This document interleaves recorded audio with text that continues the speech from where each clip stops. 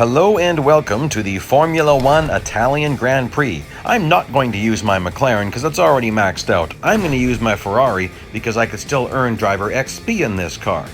And we're starting, of course, with a zero tuning.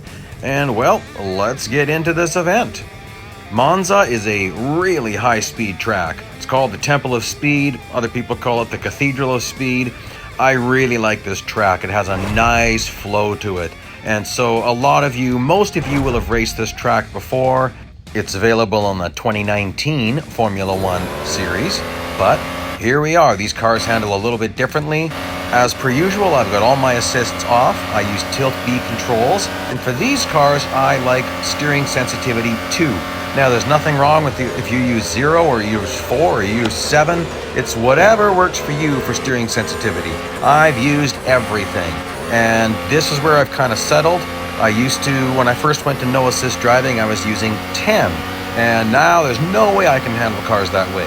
I find with lower sensitivity, I'm a little bit faster in the corners. I can carry more speed because the steering is less twitchy. Now, if you aren't familiar with Real Racing 3 rules, you only need to have one tire on track to be actually on track in this game. So that's why you're going to see me drifting over on the grass sometimes. Boy, some people get upset about this, and it's just what people who play this game are already used to. If you want to get high scores in time trials, low scores, fast times, and earn big currency, you got to be pushing the limits of this track in this particular game. Anyhow, first race here, very easy. Parabolica in this car. I'm going to take it really easy, maybe maximize it later, but this is going to be a required PR event. Shouldn't be that difficult. I will be doing no bot slowing. I'm just going to be running flat out all the time. And there we go. That's race 1 of stage 1. There are timestamp links available in the description. And I'm going to be adding up everything I earn and everything I spend and sharing that with you at the end of stage 5. So you can see what I'm doing here, but I'm going to add up everything. I kind of like doing that because most of the time people just look at the rewards they get, and I like to look at every single thing I earned. Now, I'm going to do something different in this race. You may not know it, but there are different off-track cuts you can take at Monza if you want to go even faster or get more average speed or shave time. Now, I'm not going to be using these very much, but I just thought I'd show them to you. Everything you saw me do right there is considered on track. So I haven't been doing any of the more sketchy things or controversial things, but I'll do something very controversial right at the next chicane. Parabolica, boy, the amount of times I've been into the gravel and hit the wall there, it's been a lot. Okay, so coming up here, I'm not going to turn right, I'm going to turn left. And you might say, there is no left-hand turn here. Well, just keep watching. It's pretty tricky. That is not easy to do. It's actually quite hard to do. And again, I normally wouldn't be doing this, but if you're having trouble, this is something you could use. Same with the next corner, where the normal braking point is. Just lift off the throttle a little bit and steer off. And look at that, pretty crazy. In this car, there's no use cutting anywhere else. In some other cars, there would be, that was a nice corner, good grief. In some other cars, particularly super high-speed cars, cutting the next section would also be beneficial. Not in this car. This car can take this so fast. You just need to tap on the brakes before you enter that section there. I love that section in this car. And drafting in this car is so much fun. Don't forget to get a push, slide down in front of someone, and that does increase your speed. I've tested this at length. So lots of fun to draft and get pushed in these cars. And there we go. By the way, where I just drove there is not off track. You know, it's kind of funny. You could do that during a time trial if you want to. I just do stuff like that for fun sometimes, show people where weird little things are in the game. You'll notice I pause for a little bit at these screens. Those are the numbers I'm going to be adding up and sharing at the end of this entire event. So we really get a full picture of how much we earn.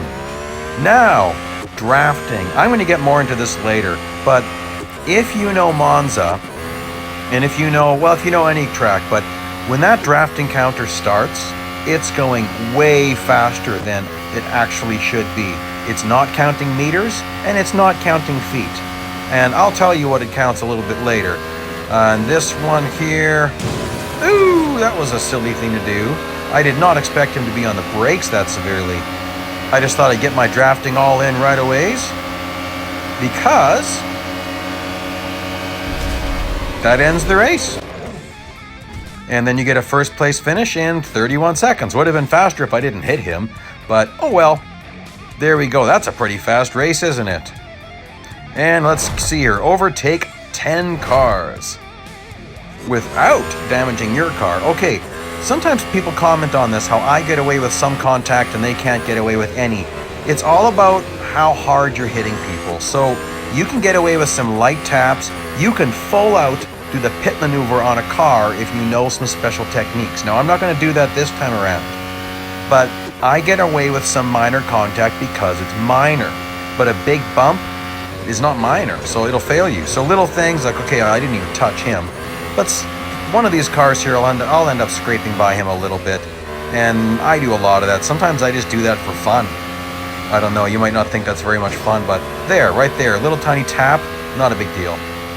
Why did I do that? Well, that particular time, I wanted a better entrance into the corner so I could carry more speed. Now, he's going to really slow down. I'll do a pass on him. And there we go.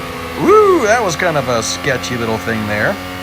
In this game, if you hit curbs at certain points, you go airborne. So, if you are steering, when you go airborne, your car will immediately spin in the air. Sometimes, like, let's see, Suzuka Grand Prix, there are some corners there where I have done a full 180 in the air before I landed, because I was steering aggressively when I hopped in the air. So that's why it sometimes happens and sometimes doesn't. It's not a glitch. It's just what happens in this game consistently. There we go, another tag there. Not a big enough tag to fail. Get a little bit of a push. You really want to maximize your push. You got to keep your opponent's numbers right in the center of your car. And depending on speeds, you can still catch a draft even if you're getting a little bit of ways away, depending on the speed. Catch some more draft from this guy. Not the greatest way to pass there. Wow, did he ever slow down? My goodness. All right. And it's possible the race is going to end as soon as I pass this guy. Let's just see what happens. Catching some draft.